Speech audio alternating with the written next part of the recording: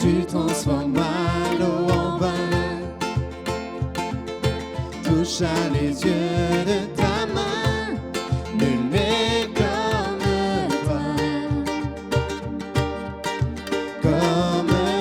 toi. Dans nos ténèbres tu brilles, tu nous redonnes la vie, nul n'est comme toi, comme toi. Dieu admirable, inébranlable, ton nom surpasse toute puissance. Dieu de miracles, incomparable, oh Dieu, oh Dieu. Dans nos ténèbres tu brilles, tu nous redonnes la vie, nul n'est comme toi, comme toi. Ensemble on confesse.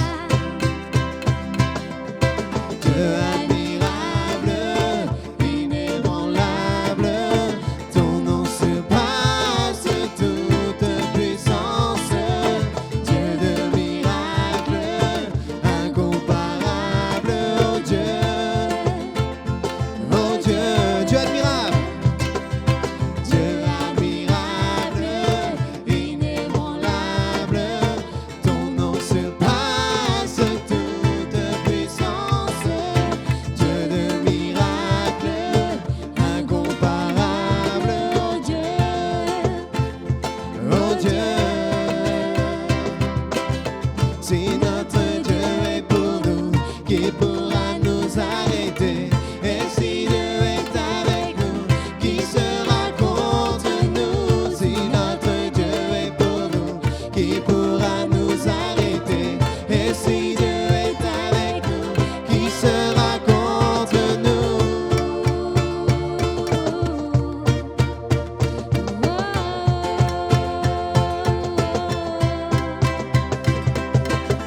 Si notre Dieu est pour nous, qui pourra nous arrêter?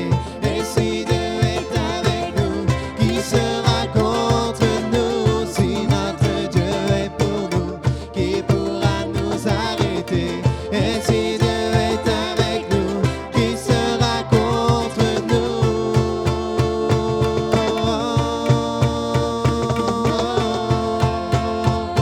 Oh, qui sera contre nous?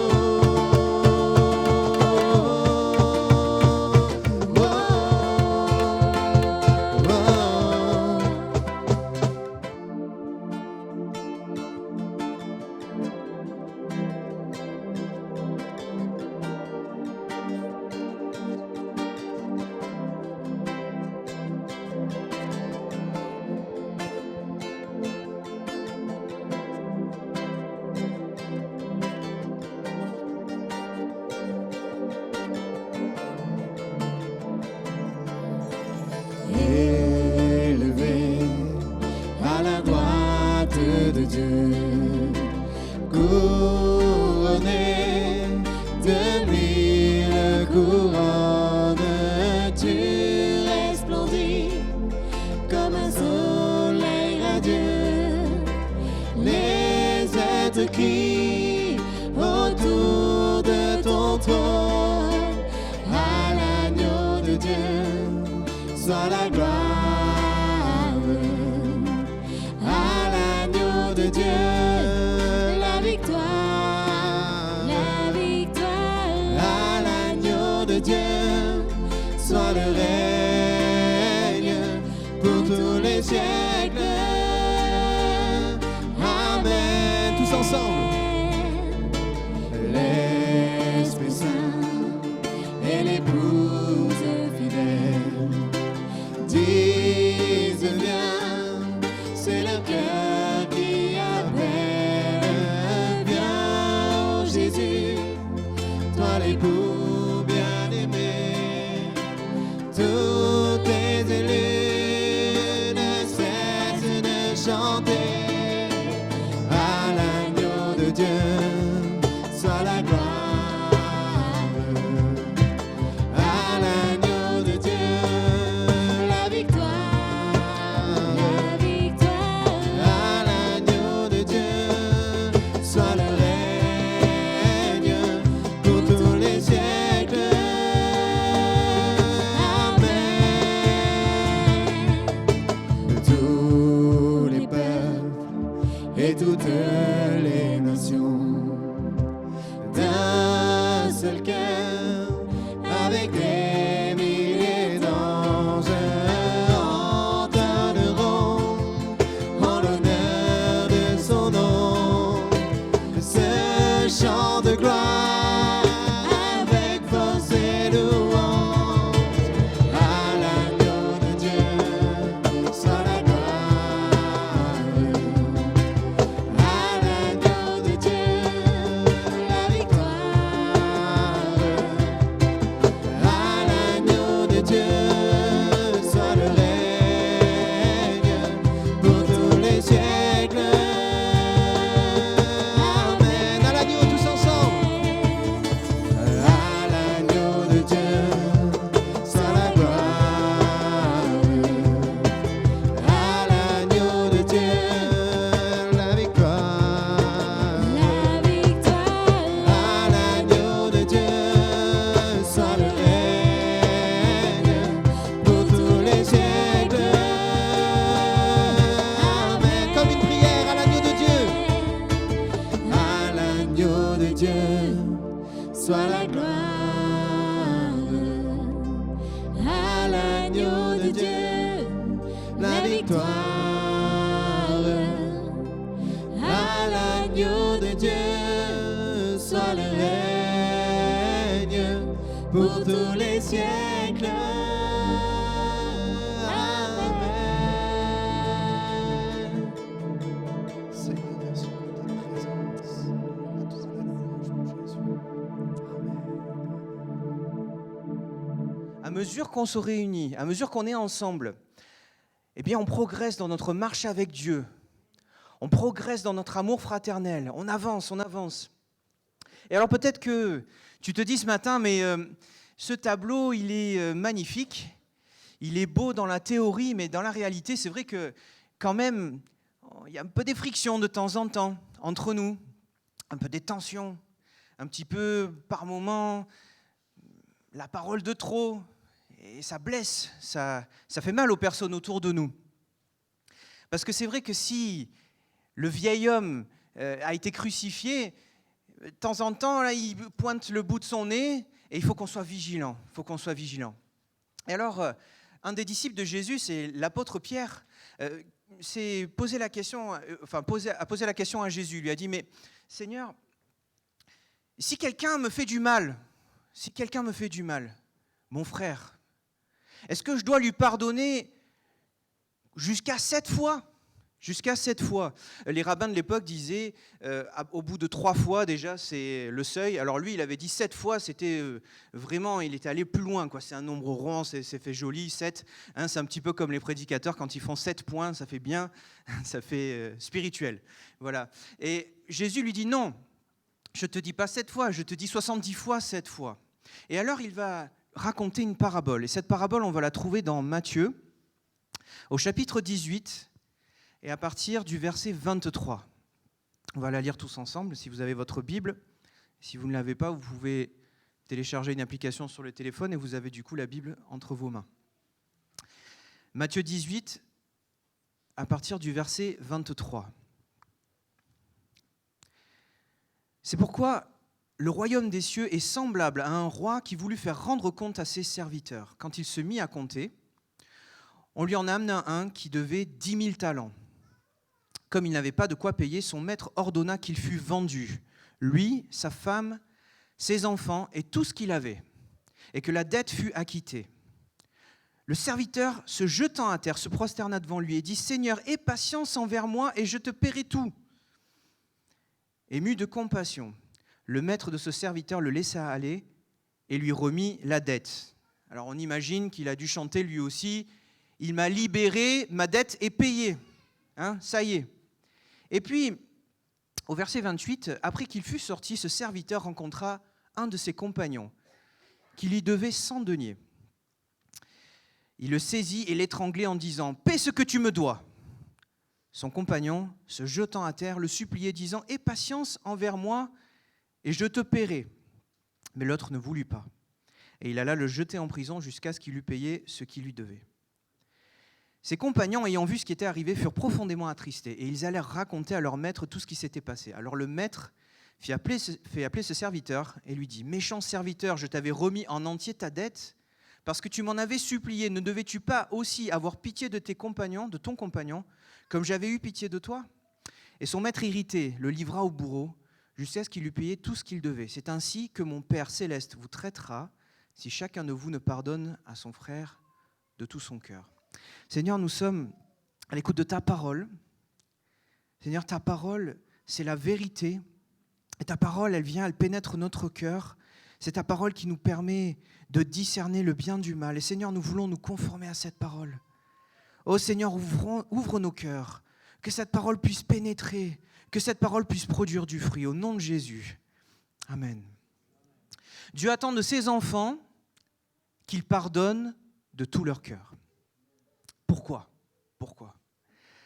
Eh bien, parce qu'il a fait le premier pas pour nous. Lorsque le roi demande à ses serviteurs de lui rendre compte, on lui en trouve un qui doit 10 000 talents. Alors 10 000 talents, je vous fais un peu un entraînement pour la future assemblée générale, comme ça vous allez faire des calculs monétaires. 10 000 talents, il se trouve que ça vaut une très grande somme d'argent. En fait, c'est plus que la totalité de l'argent qui était en circulation en Égypte à l'époque de Jésus, dans tout le pays d'Égypte. En prenant en compte plusieurs paramètres, il y a des personnes très sérieuses qui ont même estimé que 10 000 talents, c'était à peu près 1 000 milliards de dollars. 1 000 milliards de dollars. La personne la plus riche du monde aujourd'hui, elle possède 180 milliards de dollars, pour référence. Alors pour quelqu'un qui devait une somme aussi grande, bon, il n'y avait pas la retraite anticipée. Hein, voilà. Il fallait travailler beaucoup pour rembourser cette dette. Mais au-delà de tout ça, ce mot 10 000, en grec, c'est le mot myrion. Et le mot myrion, il a donné myriade en français. En fait, c'est l'unité la plus grande pour le calcul qu'utilisaient les Grecs à l'époque. La plus grande unité. Autrement dit, l'idée qui est transmise dans cette parabole, c'est que la dette de 10 000 talents, c'est autant dire infinie. Alors, elle est incalculable cette dette, elle est inconcevable cette dette, elle dépasse l'entendement. Comme souvent dans les paraboles de Jésus, le roi, ça représente Dieu, et les serviteurs, ça représente les enfants de Dieu, comme souvent. Et pour le mot dette, mais il y a un double sens. Dans la langue qu'utilisait Jésus, c'était l'araméen, le mot dette et le mot péché, c'était le même mot, en fait, en araméen. Donc les auditeurs de Jésus ont compris tout de suite qu'il s'agissait de péché. Si tu commets un péché envers quelqu'un, tu as une dette envers lui. Aujourd'hui, si on fait quelque chose contre nous et que cette chose, elle relève de la justice civile, ben on peut demander des dommages et intérêts. Donc on a la monnaie qui est pareille que l'offense. D'accord ? Mais dans l'histoire, la dette du serviteur, elle n'est pas envers une quelconque personne. Elle est envers le roi. La faute qu'il a faite, c'est envers le roi.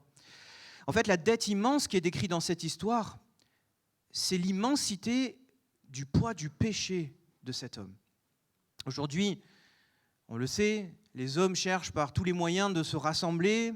Alors on fait des rassemblements publics, on va prendre la parole dans les plateaux télé pour dire on est tous des frères, on est tous unis. Mais la réalité, c'est que s'il y a vraiment quelque chose qui nous unit tous, c'est ça, le péché.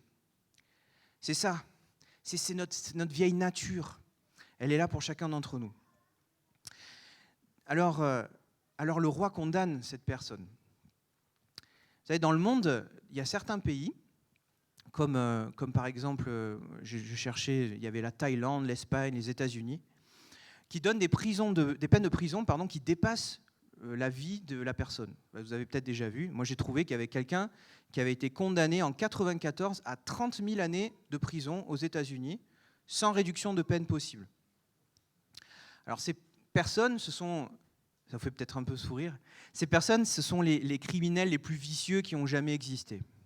Mais en comparaison de ce qui se joue pour notre vie, en fait, 30 000 années de prison, c'est petit joueur, quoi. C'est pas grand-chose. Parce que ce que la Bible dit, c'est que le salaire du péché, c'est la mort éternelle, la séparation éternelle. Et 30 000 années, c'est rien devant l'éternité. Il y a un enjeu pour nous ce matin, en fait, pour chacun d'entre nous. C'est de réaliser la portée de notre péché. Peut-être que c'est la première fois que tu entends une telle chose. Ou peut-être au contraire, tu l'as entendu des centaines de fois. Et à force que, disons, le temps passant, ça coule comme sur les plumes d'un canard. Au bout d'un moment, la dette du péché. Mais la réalité, c'est que le bilan de tout ce que tu fais, le bilan de tout ce que tu penses, tout ce que tu dis dans ta vie, ça mérite qu'une chose, c'est la séparation éternelle d'avec Dieu. Si tu sais faire ce qui est bien et que tu ne le fais pas, et là je pense moi je me sens concerné, je prends l'historique de ma vie, je ne me rappelle pas de tous les détails, mais je sais très bien qu'il y a des moments où je savais faire ce qui était bien et je ne l'ai pas fait. Et bien là tu commets un péché, nous dit la Bible. Dans Psaume 49, versets 7 à 9, il est dit, dans la version Darby, je vous lis, « Un homme ne pourra en aucune manière racheter son frère, ni donner à Dieu sa rançon, car précieux est le rachat de leur âme, et il faut qu'il y renonce à jamais, afin qu'il vive encore à toujours et qu'il ne voie pas la fosse. Il n'existe aucune façon pour nous, humainement, de racheter notre âme. » Dans la parabole, il y a quelque chose d'extraordinaire qui se passe. Parce que le serviteur, il reconnaît qu'il est absolument incapable de rembourser cette dette. Il se jette aux pieds du maître. Le roi lui expose sa dette, 10 000 talents. Alors peut-être au bout d'un moment, le premier talent qui était la dette, bon, il avait calculé, le deuxième, le troisième, au bout d'un moment, il avait un peu perdu le compte. Et là, le roi, il met les compteurs, il lui présente le résultat de ce qu'il a fait, 10 000 talents, 10 000 talents, une infinité. Cette conviction qu'apporte le roi, en fait, c'est l'action du Saint-Esprit dans notre vie, c'est l'action du Saint-Esprit qui vient nous révéler, qui vient nous convaincre de péché, de justice et de jugement. Alors le serviteur, il se jette aux pieds du roi et il le supplie, et le roi est pris de pitié, nous dit le texte, et il lui remet sa dette. De infini, ça passe à zéro. Infini à zéro. Le mot grec que Matthieu utilise pour remettre la dette signifie en fait libérer quelqu'un d'une obligation légale ou morale, de la conséquence d'une action ou encore pardonner. Jésus-Christ est mort à la croix pour pardonner nos péchés. C'est une réalité qui ne change pas. Que tu sois chrétien depuis 20 ans, moi je me suis fait baptiser en 2000 par exemple, que tu sois chrétien depuis 20 ans, 30 ans, 50 ans, ou que tu viennes de devenir chrétien, c'est une réalité qui ne change pas. Peut-être avec le temps, ces choses, elles sortent un petit peu de notre esprit. Si aujourd'hui je ne m'émerveille pas chaque jour devant l'œuvre de Jésus à la croix, peut-être que je n'ai pas vraiment réalisé l'ampleur de ma dette envers Dieu. Je n'ai peut-être pas réalisé ce qu'il a fait vraiment pour moi. La réponse est extraordinaire. Le roi va effacer la culpabilité, il va effacer la sanction, et il va effacer les conséquences de la dette, au final. Pour la personne qui a été pardonnée, c'est une nouvelle vie. Complètement une nouvelle vie. Moi, je ne sais pas vous, mais c'est tellement extraordinaire, j'ai du mal à le réaliser. Il n'y a plus aucune de condamnation, d'après Romains chapitre 8, verset 1, il n'y a plus aucune condamnation pour ceux qui sont en Jésus-Christ. Plus aucune. Plus aucune. Plus aucune. Lorsque tu es convaincu par le Saint-Esprit de l'ampleur de ta dette, lorsque tu te repens de tes péchés, c'est-à-dire lorsque tu réalises ton incapacité à satisfaire les exigences de Dieu, lorsque tu réalises que c'est impossible pour toi d'être juste par tes propres efforts et que tu demandes à Dieu de te pardonner, il le fait. C'est écrit dans sa parole. Gloire à Dieu. De quel bourbier j'ai été tiré? De quelle fosse? Quelle était ma vie avant de connaître Jésus? Peut-être que si tu ne réalises pas cela, c'est que tu n'as pas vraiment réalisé l'œuvre de Jésus à la croix. Et je t'invite à considérer ces choses ce matin. Après une liste de péchés qui privent de la présence de Dieu, l'apôtre Paul, donc il écrivait aux Corinthiens, il parlait justement des problèmes entre les frères et sœurs à Corinthe. Et il fait une liste de péchés qui privent de la présence de Dieu. Et après tout cela, il dit, 1 Corinthiens 6, 11, « Et c'est là ce que vous étiez, certains d'entre vous. Mais vous avez été lavés, mais vous avez été déclarés saints, mais vous avez été déclarés justes au nom du Seigneur Jésus-Christ et par l'Esprit de notre Dieu. » Si tu es chrétien, la mention de ce verset ne peut pas produire autre chose dans ton cœur que de la reconnaissance envers Dieu. Seigneur, je réalise qui j'étais. Et alors je vois ta grâce comme quelque chose de tellement extraordinaire, d'immérité pour moi. Et je veux te louer pour ça. Mes amis, saisissons cette occasion que Dieu nous donne de revenir à la croix, de réaliser la croix. Alors, on a lu ce texte, le serviteur, il a réalisé ce que le roi avait fait pour lui, peut-être, il lui avait remis sa dette. Mais qu'est-ce qu'il fait derrière? Il y a quelqu'un qui a finalement une dette envers lui-même, et au lieu d'agir comme le roi, il agit un petit peu différemment, tout petit peu. Au lieu de pardonner, il va sauter au cou de la personne, il va l'étrangler, il va lui dire « mais paie ce que tu me dois maintenant » et il va l'attraper, il va le jeter en prison en disant « tu vas être en prison jusqu'à ce que tu me rembourses ma dette ». Alors, je ne sais pas, peut-être que c'était un système différent, je ne crois pas après avoir cherché, mais quand on est en prison, on ne peut pas travailler. Voilà. Donc, s'il le met en prison jusqu'à ce qu'il ait remboursé sa dette, ça veut dire qu'il va y passer un bon bout de temps en prison. Voilà, on ne sait pas combien de temps, mais certainement très longtemps. Lorsque tu ne pardonnes pas, tu places la personne que tu ne pardonnes pas dans une prison. Tu la places dans une prison de laquelle la personne ne peut pas sortir. Elle ne peut pas sortir de cette prison. Si tu refuses de pardonner, si tu refuses d'étendre la grâce que Dieu t'a faite, tu places la personne en prison. Alors, en prison pourquoi? Pour 100 deniers. Ce n'est pas du tout une somme ridicule, 100 deniers. En fait, en cherchant un petit peu, j'ai trouvé que c'était 100 jours de travail, à peu près, pour l'époque. 100 jours de travail, c'est quand même pas mal. C'est pas rien.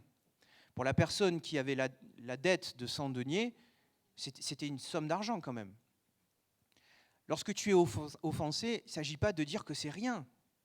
C'est pas vrai que c'est rien. Quand quelqu'un nous fait du mal, quand c'est un frère ou une sœur qui nous fait du mal, c'est pas rien. C'est pas rien. On peut subir des choses qui nous blessent profondément. Au travail, à la maison, et encore plus à la maison, les relations familiales, c'est les personnes qui sont proches de nous, qui nous blessent finalement, qui nous font le plus mal quand elles nous blessent. Et pourtant, 100 deniers en comparaison de la dette qui avait été pardonnée au premier. Alors on reste toujours dans les maths. J'ai trouvé, c'était 600 000 fois moins. 600 000. Je ne sais pas si on réalise l'ordre de grandeur. 100 deniers, c'était 600 000 fois moins que les 10 000 talents qui lui avaient été donnés. Et puis si on réfléchit que 10 000 talents, en fait, c'est l'infini, effectivement, en comparaison, c'est ridicule. Si tes yeux sont ouverts sur l'énormité de ton offense envers Dieu, alors ce que t'ont fait les hommes, mais c'est minuscule, c'est infinitésimal en comparaison, c'est rien du tout. Et si au contraire, tu as une vision exagérée de ce que les autres ont fait de toi, peut-être que tu n'as pas vraiment réalisé l'ampleur de ta dette envers Dieu. Le mauvais serviteur, il demande la restitution de la somme. Et l'autre implore son pardon. Et il dit non. Non, je ne veux pas pardonner. Je ne veux pas. Et finalement, la personne qui lui devait de l'argent va en prison et on voit que ça choque autour de lui. Pourquoi ? Parce que les valeurs que va représenter ce serviteur, elles sont complètement en opposition avec les valeurs du royaume. Dans le royaume, le roi a pardonné la dette. Et ce serviteur-là, qui est censé être un serviteur du royaume, il ne pardonne pas la dette. En fait, il se met lui-même à l'écart du royaume. Il est en opposition. Est-ce que ce n'est pas notre cas aussi lorsqu'on refuse de pardonner? On sent à l'intérieur de notre cœur, il y a quelque chose qui ne va pas trop. On sent qu'il y a quelque chose qui pique, quoi. Ça ne va pas. On est en opposition avec les valeurs du roi des rois. En opposition avec les valeurs du roi des rois. Dans 1 Jean, chapitre 3, versets 16-17, il est écrit « Nous avons connu l'amour en ce qu'il a donné sa vie pour nous. Nous aussi, nous devons donner notre vie pour les frères. Si quelqu'un possède les biens du monde, et celui à qui on avait remis la dette, il possédait les biens du monde. Si quelqu'un possède les biens du monde et voyant son frère dans le besoin lui ferme ses entrailles, comment l'amour de Dieu demeure-t-il en lui? Dans le contexte du pardon, si Dieu t'a pardonné ta dette et que tu refuses de pardonner, comment tu peux dire que tu as l'amour de Dieu dans ton cœur? Comment peux-tu dire que tu as l'amour de Dieu dans ton cœur? Alors, soyons d'authentiques disciples de Christ et pardonnons de tout notre cœur. Imitons-le dans notre façon de faire. Alors, il y a des conséquences à ce non-pardon. Il y a des conséquences pour celui qui est offensé, pour l'offenseur. Lui, il est en prison, il y reste. Et il y a des conséquences pour celui qui est offensé. Lorsqu'il a fermé son cœur, le texte nous dit lorsqu'il a fermé ses entrailles devant la personne qui lui demandait pardon, donc il a fermé son cœur, il a endurci son cœur. Et dans la relation avec Dieu, c'est très grave d'endurcir son cœur. Quand on lit les textes de l'Ancien Testament, on voit que ce que reproche le Seigneur à son peuple lorsqu'il s'était égaré, c'est qu'il endurcissait son cœur. Si tu endurcis ton cœur, tu te fermes à l'action de Dieu dans ta vie. Si tu refuses de pardonner, tu deviens imperméable à l'action du Saint-Esprit dans ton cœur. Est-ce que tu réalises ce que ça veut dire? Mais qui es-tu? Qui penses-tu être pour vouloir être imperméable à l'action de Dieu dans ta vie? Est-ce que tu penses que tu es meilleur que les autres? Est-ce que tu penses que tu n'as pas besoin de Dieu? Est-ce que tu penses que par ta propre justice, tu peux être sauvé? Si tu ne laisses pas le Saint-Esprit agir dans ta vie, c'est retour en arrière. Alors le vieil homme, là, si tu critiquais ton frère pour dire qu'il t'a fait du mal, ben toi, laisse-moi te dire que... Bref. Lorsque tu refuses le pardon, tu te prives de la communion avec Dieu. Il y a plusieurs personnes dont j'ai écouté les témoignages, que ce soit dans les colos, à l'église, pas dans cette église, bien sûr, et qui étaient dans des situations de non-pardon. Et ces personnes-là, elles témoignent des souffrances qu'elles vivaient du fait de ne pas pardonner. On ne mesure pas à quel point c'est grave, à quel point on ne se sent pas bien de ne pas pardonner. Elles vivaient des souffrances, des tortures intérieures, et peut-être laissant l'amertume gagner un petit peu comme une gangrène, petit à petit, chaque partie de leur cœur, ce cœur, il devient dur comme de la pierre. Elles commençaient à changer de caractère, commençaient finalement à faire subir aux autres ce qu'elles-mêmes avaient subi. Il n'est pas rare de trouver des personnes, quand on a des entretiens, il n'est pas rare de trouver des personnes qui, suite à un non-pardon, se retrouvent pris par exemple des oppressions démoniaques. C'est pas rare, c'est pas du tout rare. On ne doit pas s'opposer à l'action du Saint-Esprit dans notre vie. Tu as peut-être reçu une blessure dans ton cœur, quelque chose de grave, quelque chose de sérieux. La vengeance, l'amertume, le ressasser, ce n'est pas une solution à ton histoire. Ce n'est pas une solution. La solution, si tu as un problème de cœur, c'est de demander à Dieu de soigner ton cœur. C'est ça la solution. Pour ne pas laisser l'amertume te gagner. Vous savez, en allant... Maintenant, vous savez, les prédicateurs, ils vont sur Internet des fois. En allant sur Internet, je suis tombé sur l'histoire de Simon & Garfunkel. Je ne sais pas si vous connaissez. Simon & Garfunkel, c'est un groupe Euh, les deux étaient très amis pendant un moment. Et puis on disait c'est des frères, c'est absolument extraordinaire. Et puis à un moment, ils se sont séparés, ces deux amis. Alors, il y en a un qui voulait faire sa carrière en solo. Et puis l'autre, il lui a reproché, tu veux mener ta carrière aux dépens de moi. Et puis finalement, il a fini par faire la même chose. Et puis chacun commençait à faire ses affaires dans son coin. Et puis au bout d'un moment, ils se sont séparés. Et puis ils se disputaient les droits d'auteur de leurs chansons. Enfin bref, c'était pas beau. Et puis Garfunkel disait récemment, j'ai cette petite citation, « En ce moment, nous vivons le moment le plus glacial de cette amitié. Il y a vraiment en moi cette idée que je pourrais ne jamais plus avoir de contact avec lui. » C'était son frère, hein. Enfin son frère, son ami. « Et pour être honnête, ça ne me fait rien de spécial. » Voilà ce qu'il disait. Des années après, on entretient l'amertume, on se fige sur nos positions, on se sépare les uns des autres. Il y a des personnes qui refusent d'oublier, de pardonner, qui volontairement, dans leur esprit, vont entretenir ce poison, parce que c'est un poison, cette haine dans leur cœur. Si tu te dis chrétien et que tu te reconnais dans cette histoire, obéis à Dieu, repens-toi, demande-lui pardon et demande-lui de soigner ton cœur. En refusant de le faire, tu te sens mal parce que tu es tout simplement en opposition avec le Saint-Esprit. En opposition avec le Saint-Esprit. Et l'Esprit de Dieu, il ne te laisse pas tranquille. C'est la discipline de Dieu. C'est ce que Dieu fait parce qu'il t'aime. Si Dieu ne t'aimait pas, il te laisserait te perdre. Mais parce que Dieu t'aime, Dieu travaille ton cœur. Dieu travaille ton cœur. Et cet inconfort, ce malaise que tu sens au fond de toi, c'est le Saint-Esprit qui chaque jour te rappelle la parole de Dieu. Pardonne, pardonne, pardonne. Matthieu 6, versets 14-15. Si vous pardonnez aux hommes leurs offenses, votre Père céleste vous pardonnera aussi. Mais si vous ne pardonnez pas aux hommes, votre Père ne vous pardonnera pas non plus vos offenses. Waouh! Ouf! C'est un verset de la parole de Dieu, hein? En refusant de pardonner, tu te mets à l'écart du royaume de Dieu tout seul. Et Dieu ne peut pas reconnaître comme l'un des siens quelqu'un qui se sépare justement. Si le Seigneur manifeste la miséricorde et le pardon, il est inconcevable que l'un de ses enfants refuse la miséricorde et le pardon. Inconcevable.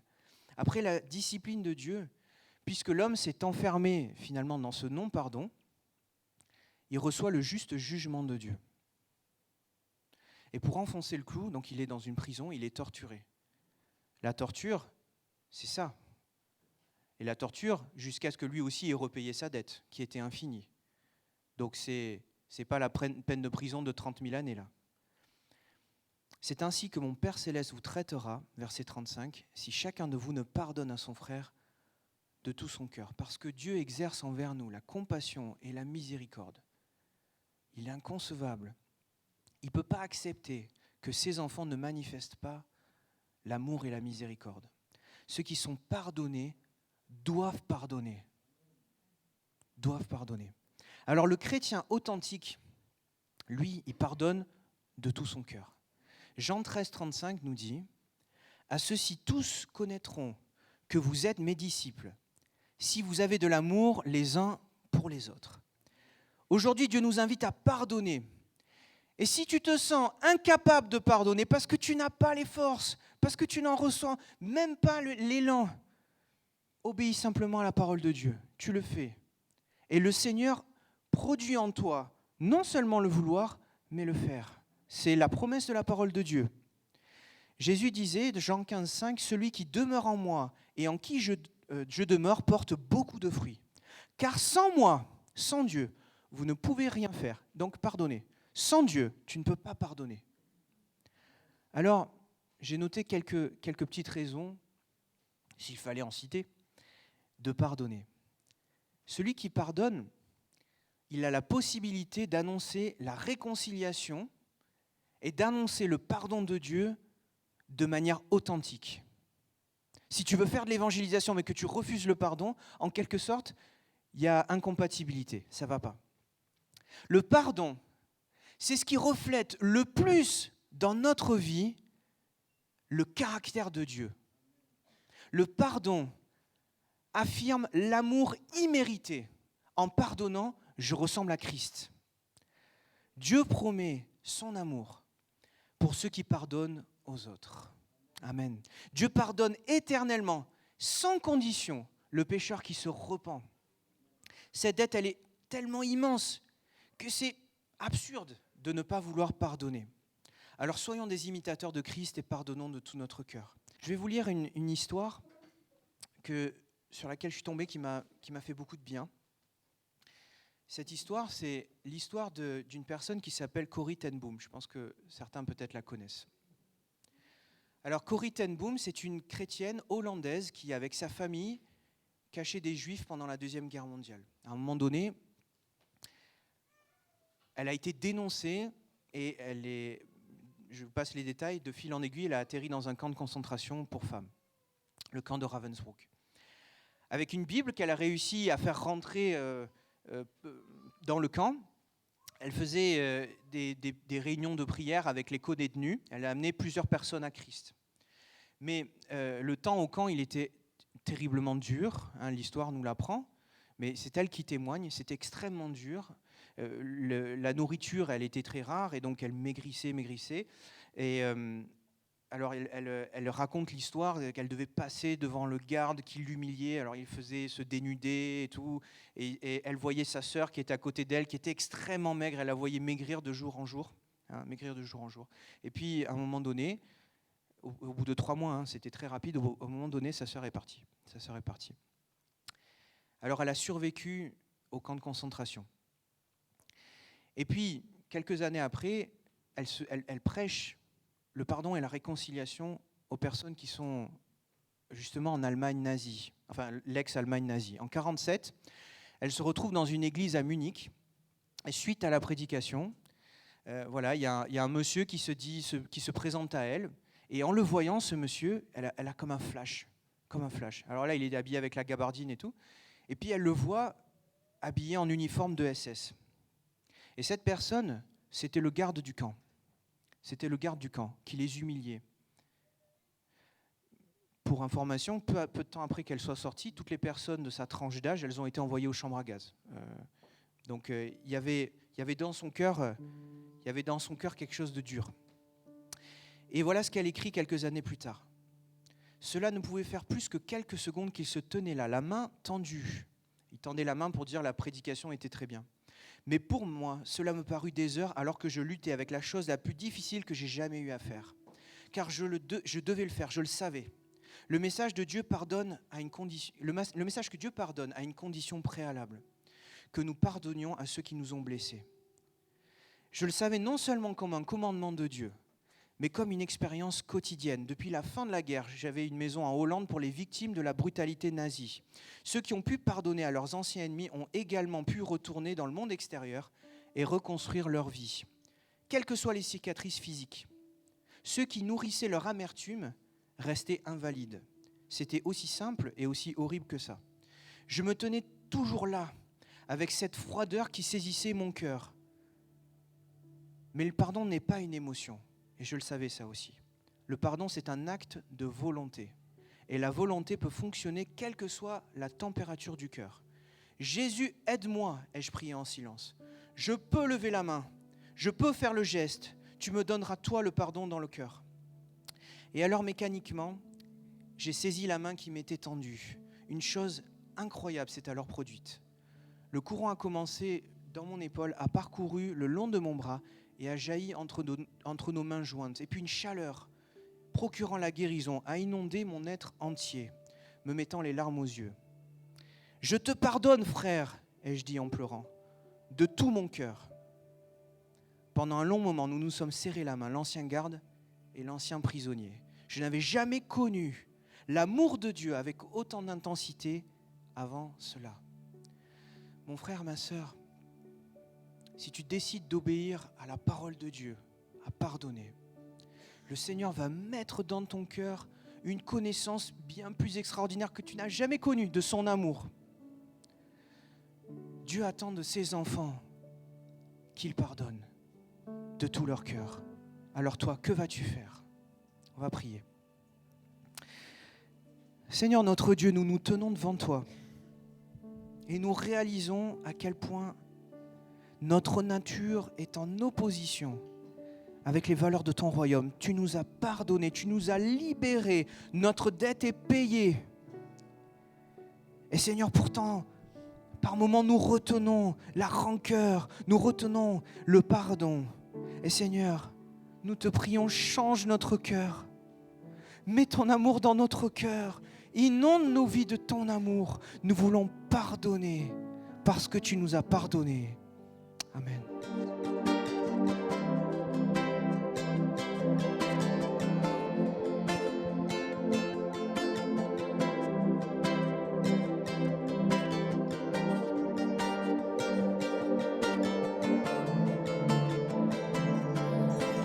Élevé à la droite de Dieu, couronné de mille couronnes, tu resplendis comme un soleil radieux. Les êtres crient autour de ton trône, à l'agneau de Dieu soit la gloire, à l'agneau de Dieu la victoire, à l'agneau de Dieu soit le règne pour tous les siècles.